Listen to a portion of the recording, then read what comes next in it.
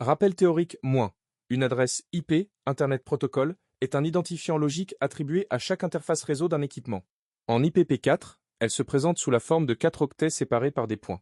Existe 192.168.1.42. Il existe deux grandes catégories. Les adresses privées, plage RFC 1918 10.0.0, 08e 172.16.0, 012e 192.168.0, 016e, utilisé au sein d'un réseau local, et les adresses publiques routables sur Internet. Un équipement peut posséder plusieurs interfaces, Wi-Fi, Ethernet, Loopback, et donc plusieurs adresses IP. Le mental modèle essentiel est le suivant. Une adresse IP n'identifie pas une machine, elle identifie une interface. Un routeur domestique possède ainsi au minimum deux adresses. Une côté LAN, excès, 192.168.1.1, et une côté WAN, adresse publique fournie par le FII. Erreur fréquente à éviter. Confondre l'adresse IP et l'adresse MAC. La MAC est physique, gravée dans la carte réseau. L'IP est logique et modifiable. Croire qu'un seul équipement égale une seule IP. Faux. En cas de multi-interface ou de virtualisation, oubliez que l'adresse 127.0.0.1, loopback, est toujours locale à la machine et ne correspond à aucun équipement réseau réel. Mini-exemple, sur votre machine, la commande ipconfig Windows ou ipadre Linux macOS affiche toutes les interfaces actives et leurs adresses. La commande ARP-A liste les correspondances IP-MAC découvertes récemment dans le cache ARP, ce qui permet d'identifier d'autres équipements présents sur le même segment réseau, énoncé de l'atelier -.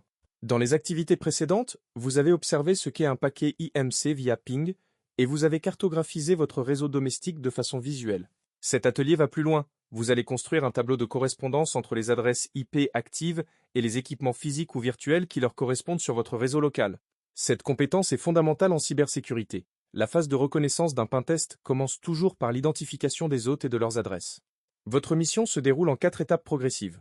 Prenez le temps d'analyser chaque résultat avant de passer à l'étape suivante. C'est votre capacité d'analyse qui est évaluée, pas seulement l'exécution mécanique des commandes. Étape 1. Inventaire de vos propres interfaces.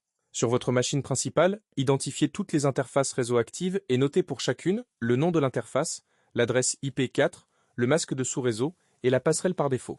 Faites la même chose si vous disposez d'une machine virtuelle VM sous VirtualBox ou VMware, notez l'adresse IP de chaque VM et expliquez pourquoi elle diffère ou non de celle de l'hôte.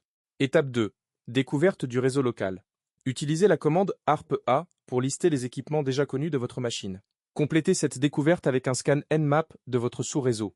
Xcore, Nmap S N 192.168.1. 024e. Listez tous les hôtes actifs découverts avec leur adresse IP et, si disponible, leur adresse MAC. Étape 3. Association IP-équipement. Pour chaque adresse IP découverte, identifiez à quel équipement physique ou logique elle correspond.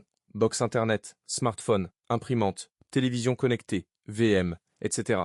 Appuyez-vous sur la table ARP, sur l'interface d'administration de votre box, généralement accessible via 192.168.1.1 ou 192.168.0.1 et sur vos connaissances de votre réseau domestique.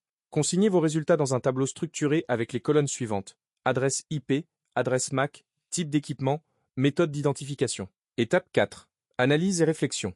Répondez par écrit aux questions suivantes dans votre livrable. A. Y a-t-il des adresses IP que vous n'avez pas pu identifier?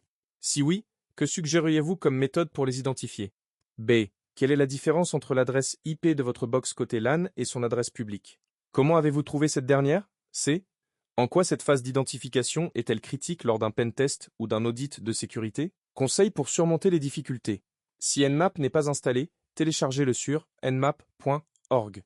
Gratuit, disponible sur Windows, Linux, macOS. Si votre réseau est très restreint, machine isolée sans réseau local, réalisez les étapes 1 et 4 avec votre interface loopback et votre interface principale et expliquez les limites rencontrées. Sur Windows, exécutez le terminal en mode administrateur pour obtenir tous les détails ARP. Sur Linux macOS, préfixez avec sudo si nécessaire.